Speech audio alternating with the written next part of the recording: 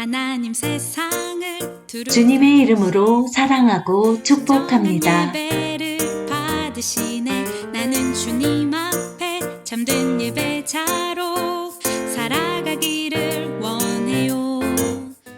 예수 그리스도 안에서 기록된 하나님의 말씀을 통해 삶의 기초를 세우고 성숙한 여성과 아내, 그리고 엄마로서 승리하는 삶을 살도록 돕는 마더 와이즈입니다.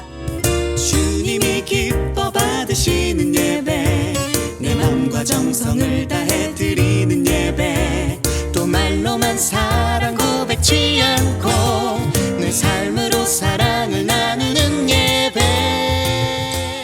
삶의 모든 관계 속에 주인 되시는 주님과 함께 나의 찬양 예수님의 생각으로 나의 머리를 채우고 주님 앞에 예수님의 거룩으로 나의 의지를 채우고 찬양하. 예수님의 마음으로 나의 감정이 채워지는 은혜가 있기를 주님의 이름으로 축복합니다. 예수 그리스도의 생명을 담고 전하는 우리의 생각과 말과 태도와 삶이 되기를 주님의 이름으로 축복합니다.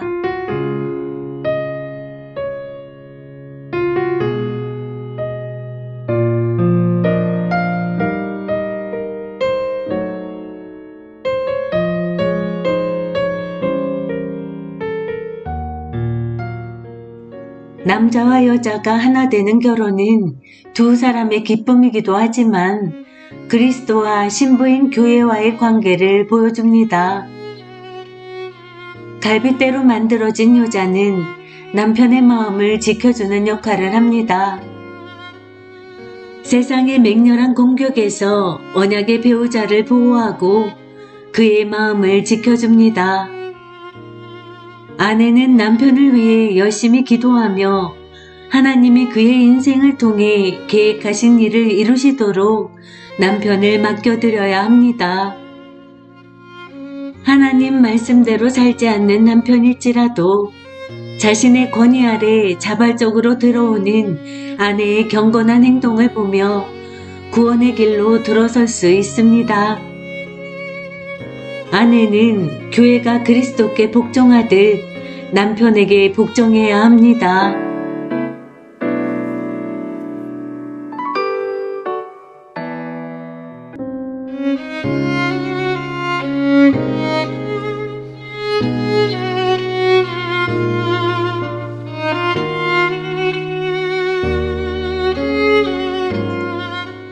아내의 역할. 기도로 시작하기. 주님, 제 마음을 빚으시고 다듬어 주셔서 제가 남편을 위한 깊은 사랑의 그릇이 되게 해주세요. 남편이 필요로 하는 사랑과 용납, 용서와 은혜를 담을 수 있는 사랑의 공간을 제 안에 만들어 주실 수 있는 분은 오직 주님뿐입니다. 제 힘으로는 할 수 없지만 주님이 저를 대신해 이 모든 일을 해주실 것을 믿습니다. 아멘. 사무엘상 15장 22절. 사무엘이 이르되 여호와께서 번제와 다른 제사를 그의 목소리를 청종하는 것을 좋아하신 같이 좋아하시겠나이까. 순종이 제사보다 낫고 듣는 것이 수량의 기름보다 나으니.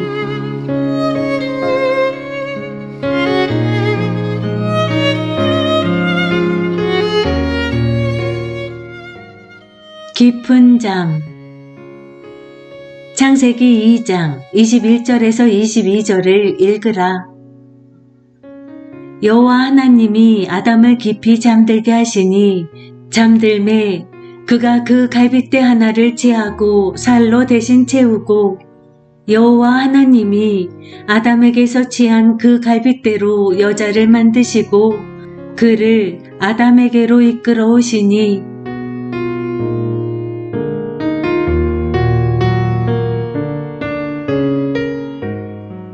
하나님은 아담을 깊은 잠에 들게 하신 후 그의 아내 하와를 창조하셨다. 성경에서 깊은 잠에 빠진 사람이 나오는 다른 이야기를 혹시 기억하는가? 창세기 15장 9절에서 12절. 여호와께서 그에게 이르시되 나를 위하여 3년 된 암소와 3년 된 암염소와 3년 된 수량과 산비둘기와 집비둘기 새끼를 가져올지니라. 아브라함이 그 모든 것을 가져다가 그 중간을 쪼개고 그 쪼갠 것을 마주 대하여 놓고 그 새는 쪼개지 아니하였으며 솔개가 그 시체 위에 내릴 때에는 아브라함이 쫓았더라. 해질 때에 아브라함에게 깊은 잠이 임하고 큰 흑암과 두려움이 그에게 임하였더니 창세기 15장 17절에서 18절. 해가 져서 어두울 때에 연기나는 화로가 보이며 타는 횃불이 쪼갠 고기 사이로 지나더라. 그날에 여호와께서 아브라함과 더불어 언약을 세워 이르시되 내가 이 땅을 애굽 강에서부터 그 큰 강 유브라데스까지 내 자손에게 주노니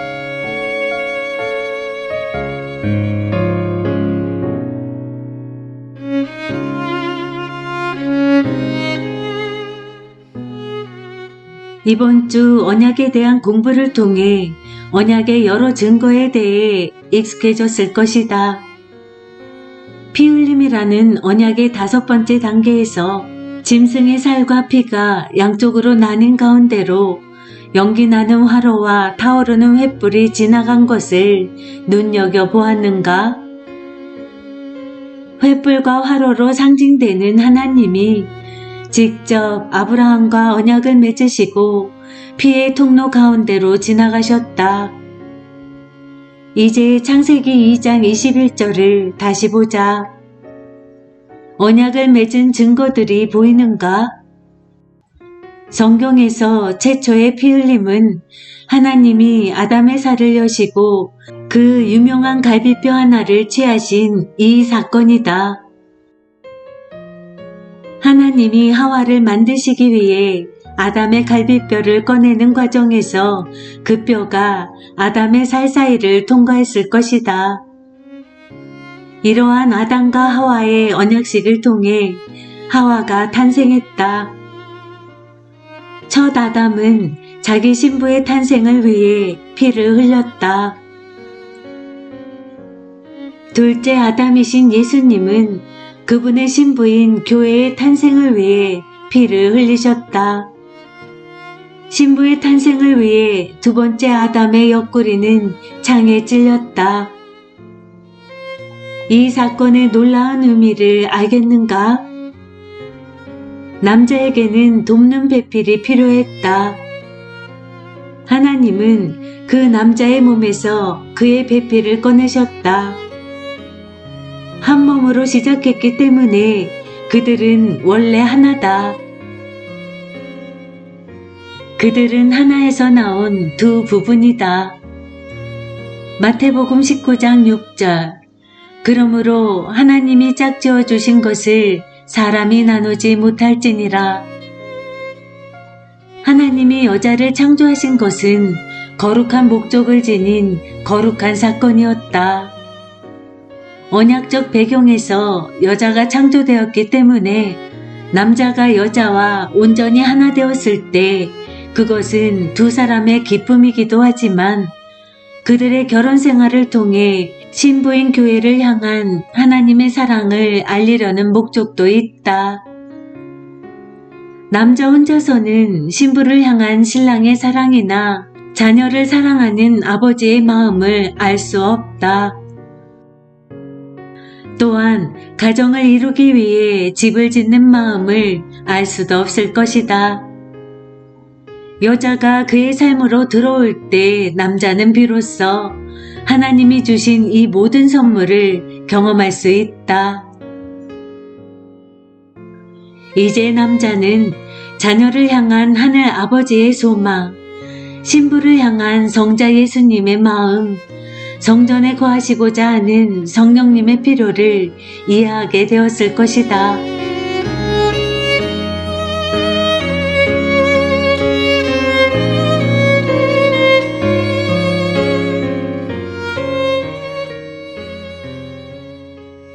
갈빗대. 창세기 2장 22절. 여호와 하나님이 아담에게 취하신 그 갈빗대로 여자를 만드시고 그를 아담에게로 이끌어 오시니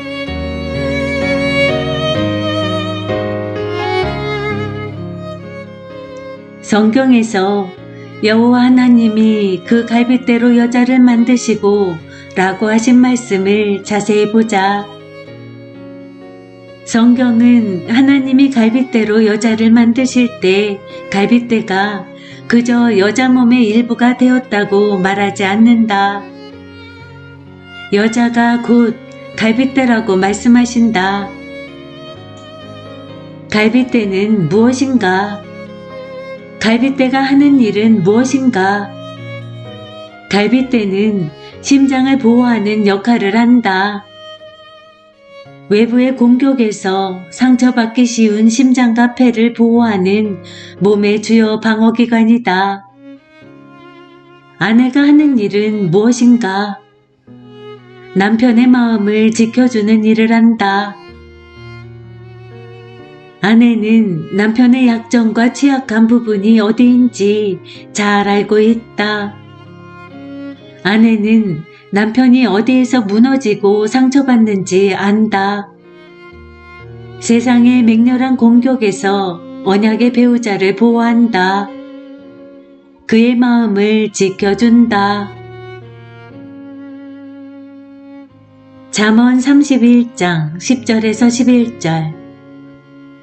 누가 현숙한 여인을 찾아 얻겠느냐? 그의 값은 진주보다 더하니라. 그런 자의 남편의 마음은 그를 믿나니 산업이 핍절하지 아니하겠으며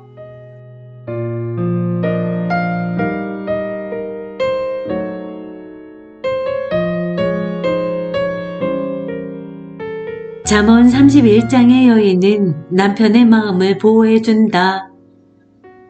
그의 마음은 아내로 인해 평안하다. 그녀는 신뢰할 만하며 남편을 배신하지 않는다. 잠언 31장 12절. 그런 자는 살아있는 동안에 그의 남편에게 선을 행하고 악을 행하지 아니하느니라. 아내가 남편의 자존심을 지켜주지 않고 무너뜨릴 때, 특별히 공개적인 자리에서 그렇게 할 때 남편의 마음은 어떻겠는가? 그가 느끼는 내적인 고통은 엄청날 것이다. 그것은 마치 갈비뼈가 부러진 것 같은 굉장한 아픔일 것이다.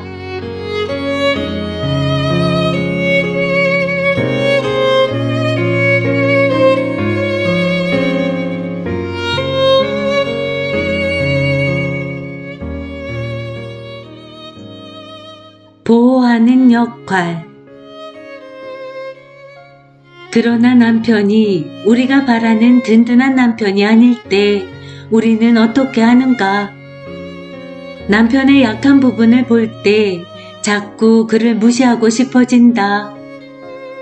결국 우리는 남자다워지세요. 강해져요. 나를 보호해줘요. 약해지지 말아요. 당신이 나약하고 기운이 없으면 불안해요. 라고 말하고 싶어진다. 남편이 약하고 불안해 보이고 미덥지 못할 때 그를 조금 또는 많이 괴롭히고 싶어진다. 남편의 약점을 공격하거나 지적하고 가르치려 들면 그는 자기를 보호하기 위해 남자로서 허세를 부리려 하거나 대화를 거부하려 할 것이다. 그렇다면 약한 심장을 보호하기 위해 갈빗대는 무엇을 하는가? 갈빗대는 절대 날카로운 끝으로 심장을 찌르지 않는다. 갈빗대는 제자리에서 심장을 보호하고 지킨다. 누군가 심장을 헤아려 한다면 먼저 갈비뼈부터 부러뜨려야 할 것이다. 우리는 남편에게 성령의 역할을 대신할 필요가 없다. 다만 우리는 그를 위해서 열심히 기도하고 그의 인생에 하나님의 역사를 보여달라고 기도해야 한다. 또한 남편에게 중요한 문제를 전달하기에 알맞은 때와 장소와 방법이 있다는 것을 명심해야 한다. 잠언 31장의 여인처럼 남편에게 선을 행하고 악을 행하지 않으려면 어떻게 해야 하는가? 먼저 스스로 겸손히 낮추라. 그런 다음 남편을 보호하고 지원하는 자신의 역할을 겸손히 받아들이라. 에베소서 5장 22절에서 33절. 아내들이여 자기 남편에게 복종하기를 주께 하듯 하라. 이는 남편이 아내의 머리됨이 그리스도께서 교회의 머리됨과 같음이니 그가 바로 몸의 구주시니라.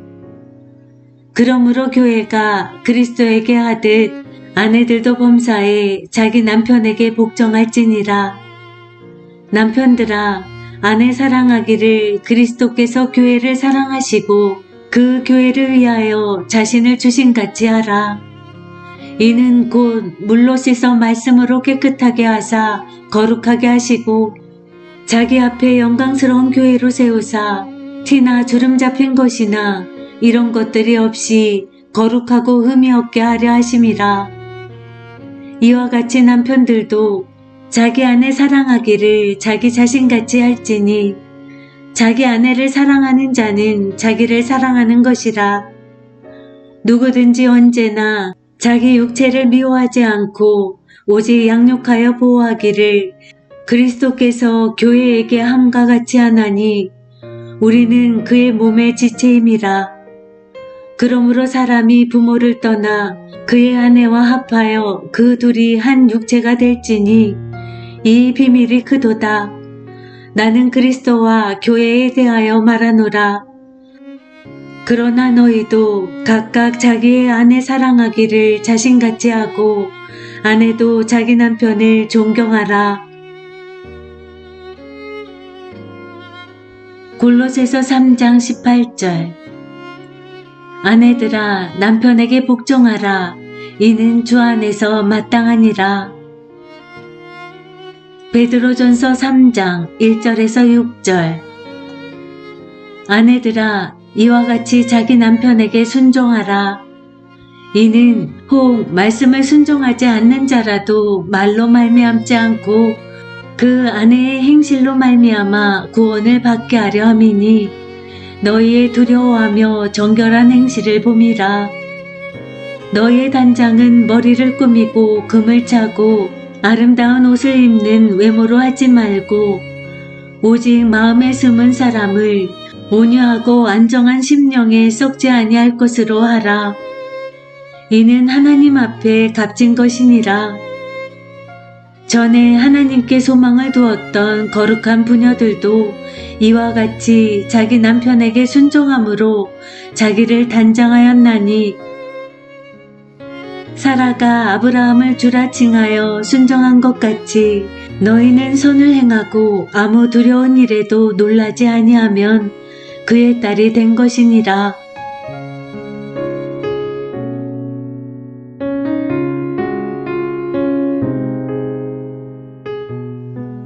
남편에게 복종한다는 것은 자신을 남편의 권위 아래에 둔다는 의미다. 결정할 일이 있을 때 최종 권한은 남편에게 있다.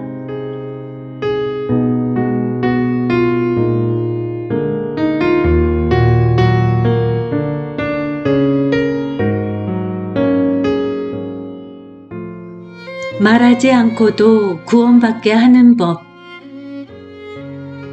베드로전서 3장 1절을 주의 깊게 읽어보자. 하나님 말씀에 순종하지 않는 남편일지라도 그에게 착한 아내가 되어 그의 필요를 들어주라고 분명히 말씀한다. 남편은 말이 아닌 아내의 경건하고 순종적인 행동을 지켜보며 결국 구원받게 될 것이다. 남편과 나는 이것을 직접 체험했다. 결혼 초기에 나는 남편에게 기도 생활을 시작하고 성경을 읽자고 요청했다. 11조도 시작하고 싶었다. 남편은 그리스도인이었지만 내가 요청하면 할수록 더욱 완강하게 거절했다. 내가 해야 할 일이 점점 많아지면서 나는 결국 그를 영적인 사람으로 만드는 것을 포기했다. 나의 멘토였던 선배들은 남편에게 순종하며 그를 위한 기도를 시작하라고 권했다. 우리가 자주 싸운 두 가지 문제는 돈 문제와 집안일 때문이었다. 그는 내가 돈을 아껴 쓰고 요리에 더 정성을 쏟아주기를 원했고, 나는 더 자유롭게 돈을 쓰고 요리에 쓰는 시간을 아끼기 원했다. 나의 순종 수업은 거기서부터 시작되었다. 하룻밤새 달라지지는 않았지만 나는 차츰 남편의 권위 아래로 들어가게 되었다. 남편을 조종해서 변화시킬 목적으로 그렇게 한 것이 아니었다. 그가 조금이라도 변할 것이라는 보장도 전혀 없었고 실제로 그것을 기대하지도 않았다. 남편의 간증에 따르면 내가 그의 말을 따르기 시작하면서부터 우리 두 사람을 위한 결정을 내리는 일에 부담이 생기기 시작했다고 한다. 그는 자신에게 도움이 필요하다는 사실을 깨닫게 되었다. 남편은 매일 아침 5분 동안 기도하기 시작했다. 그 5분이 45분으로 그리고 다시 1시간으로 늘어났다. 남편은 매일 성경을 읽었고 공부했으며 기꺼이 교회에 11조를 내고 어떨 때는 그보다 더 많이 냈다. 이제 그는 내 믿음의 영웅이다.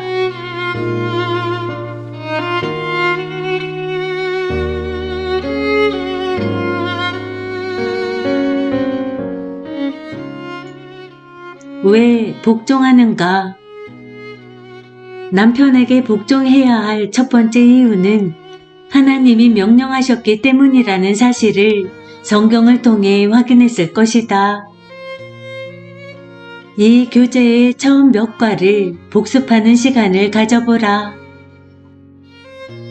에베소서 5장 22절. 아내들이여 자기 남편에게 복종하기를 주께 하듯 하라. 또한 하나님과의 관계를 가장 중요한 우선순위로 삼으라고 배웠다. 그리고 하나님과의 관계가 그분에 대한 신뢰 위에 형성되어야 함을 배웠다. 남편에게 복종해야 하는 두 번째 이유는 남편과 아내의 관계가 예수님과 교회의 관계에 대한 모형이기 때문이다. 우리의 결혼은 천국에서 실제로 이루어질 영원한 결혼의 모습을 이 땅에서 일시적으로 보여주는 것이다. 우리는 교회가 그리스도께 하듯 남편에게 복종해야 한다. 이 중요한 주제에 관해 배워야 할 것이 아직 많지만 그보다 먼저 지금 이 글을 쓰면서도 당신을 위해 기도하고 있다는 것을 말해주고 싶다.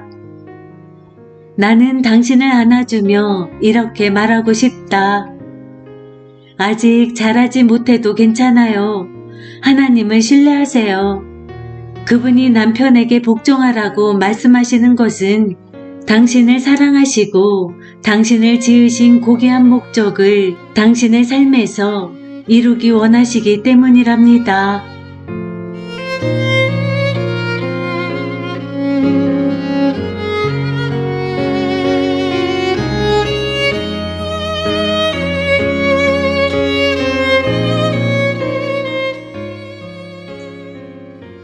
질문과 답변. 질문 1. 학대하는 남편에게 복종하는 아내에 대해 어떻게 생각하세요? 답변. 가족을 육체적으로 학대하는 남편을 둔 여성에게 에드영 목사님이 설교 시간에 자주 말씀하시는 조언을 전하고 싶다. 지금 당장 집에서 나오세요. 나는 학대받은 아내에게 집을 떠나서 분명 문제가 있는 그 남편에게서 벗어나 안식처를 찾으라고 강하게 말하고 싶다. 이것은 당신이 지금 당장 남편과 이혼해야 한다는 의미가 아니라 피난처를 찾아야 한다는 뜻이다. 아내를 때리는 불행한 일은 실제로 일어나고 있는 비극이다. 나는 솔로몬의 딸이라는 영화를 보았다. 그 영화에서 남편이 아내를 때리고 발로 차는 장면이 나왔다. 그 장면을 보면서 마치 내가 맞는 것 같았다. 나는 곧장 일어나서 방을 나갔지만 그 무서운 장면이 며칠 동안 계속 생각났다. 이런 경우 남편이 자신을 구타하지 못하도록 그 장소를 빠져나오는 것이 남편을 돕는 배필로서 해야 할 최선일지도 모른다. 그에게 필요한 것은 그의 병에 무기력하게 순복하는 어설픈 조력자가 아니다.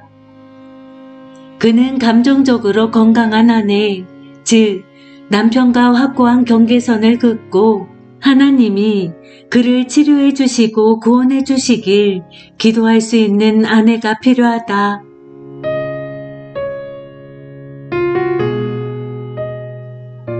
질문 2. 남편이 나에게 옳지 못한 일을 하라고 한다면 어떻게 하나요? 답변. 남편이 당신에게 하나님 말씀에 순종하지 말라고 요구한다면 당신은 하나님께 순종해야 한다. 그러나 당신이 고민하고 있는 사항이 정말로 성경적인지 확인하라.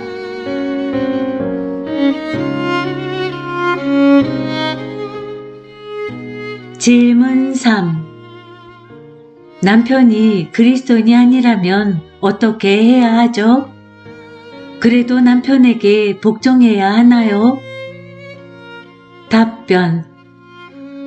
베드로전서 3장 1절을 여러 번역본으로 다시 읽어볼 것을 부탁한다. 이 질문에 대해 구체적인 대답을 제시해주고 있다. 그렇다. 남편이 믿지 않는 불신자라 하더라도 복종해야 한다.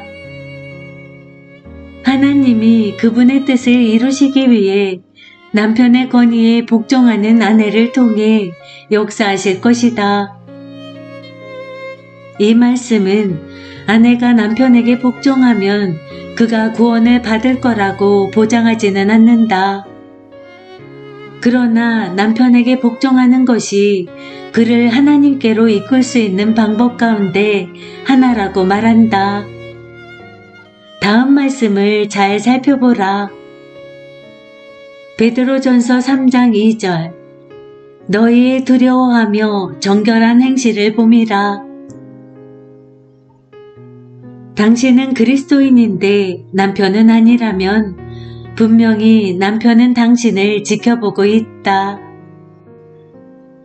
남편이 그것을 인정하든 그렇지 않든 간에 심지어 자기 자신도 모르게 그는 그리스도께 대한 당신의 신앙이 삶의 변화로 나타나는지 눈여겨보고 있다.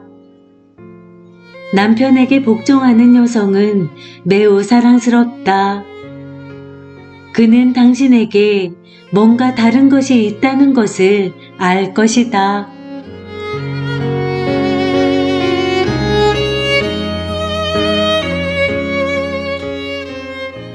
질문 4.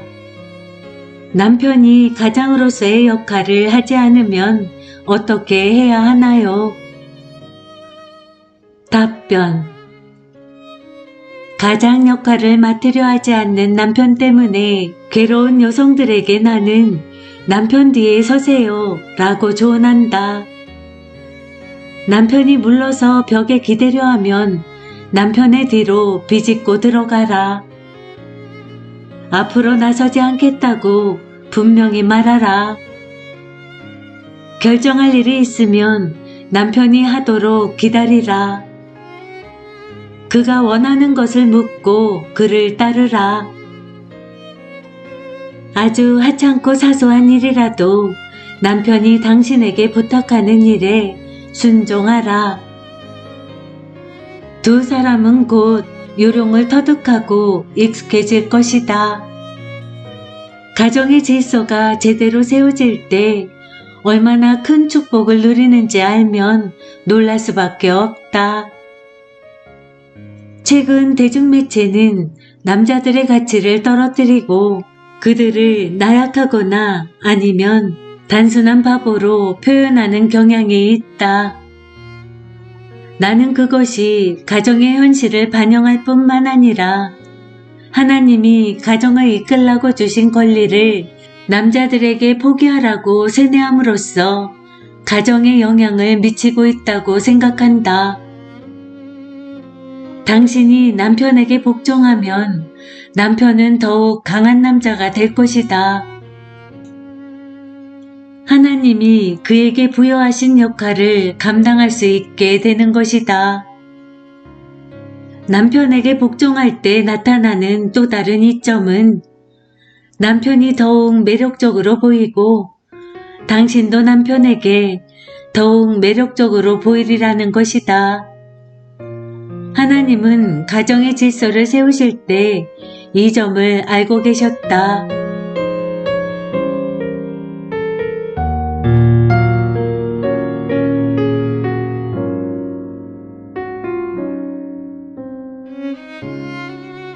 질문 5.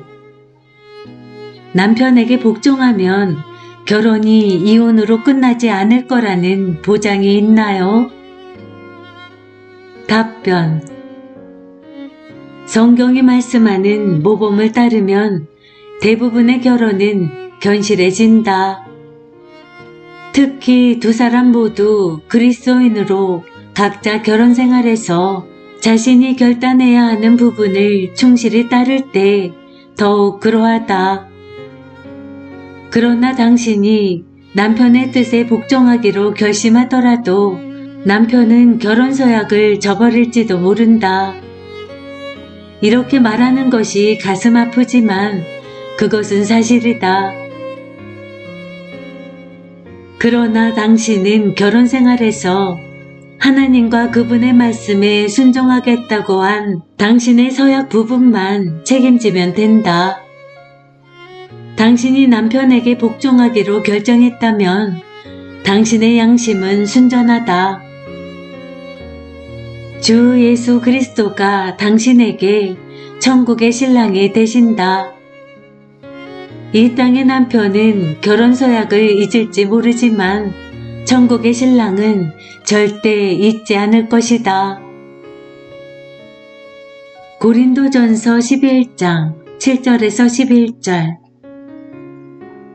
남자는 하나님의 형상과 영광이니 그 머리를 마땅히 가리지 않거니와 여자는 남자의 영광이니 남자가 여자에게서 난 것이 아니요 여자가 남자에게서 났으며 또 남자가 여자를 위하여 지음을 받지 아니하고 여자가 남자를 위하여 지음을 받은 것이니 그러므로 여자는 천사들로 말미암아 권세 아래 있는 표를 그 머리 위에 둘지니라. 그러나 주 안에는 남자 없이 여자만 있지 않고 여자 없이 남자만 있지 아니하니라.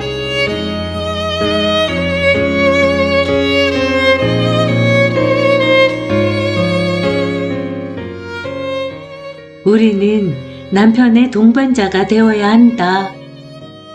남편을 무관심 속에 버려두지 말고 조력자가 되어야 하며 그에게 복종해야 한다. 이것은 하나님이 아내된 우리에게 하신 말씀이다. 또한 우리의 역할이자 의무며 축복인 동시에 특권이다.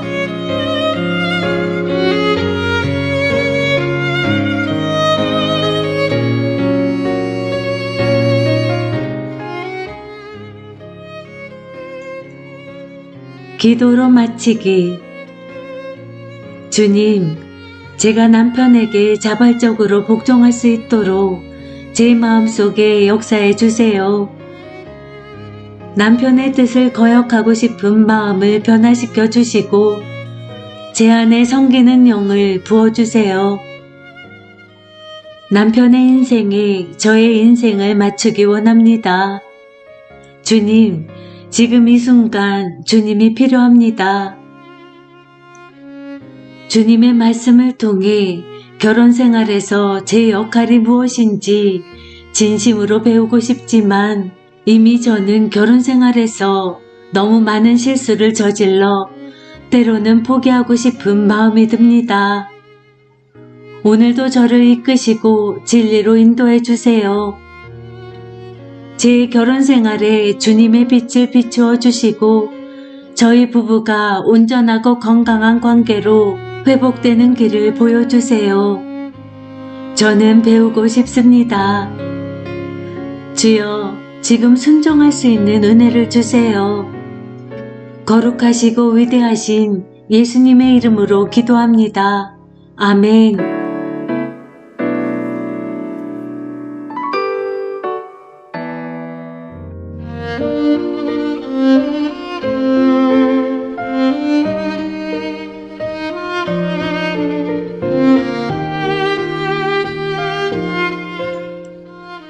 좋은 어머니 팁. 남편에게 복종하기 위해서는 먼저 남편의 인생 목표를 알아야 한다. 남편에게 가족에 대한 어떤 목표가 있는지 대화를 통해 알아보라.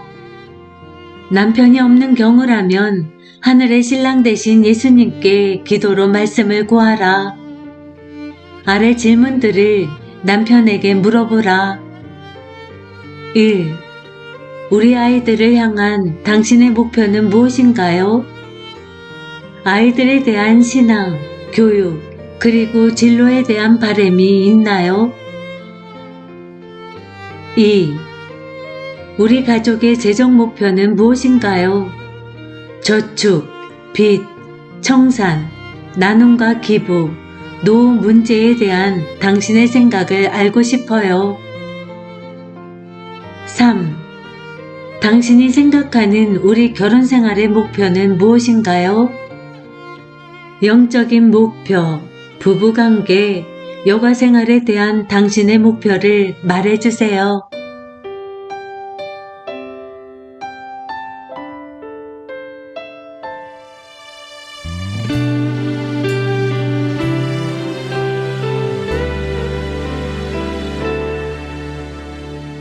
이 땅에 내 삶이 비록 버겁더라도 주님의 선하심 나 믿으며 가리. 이 작은 자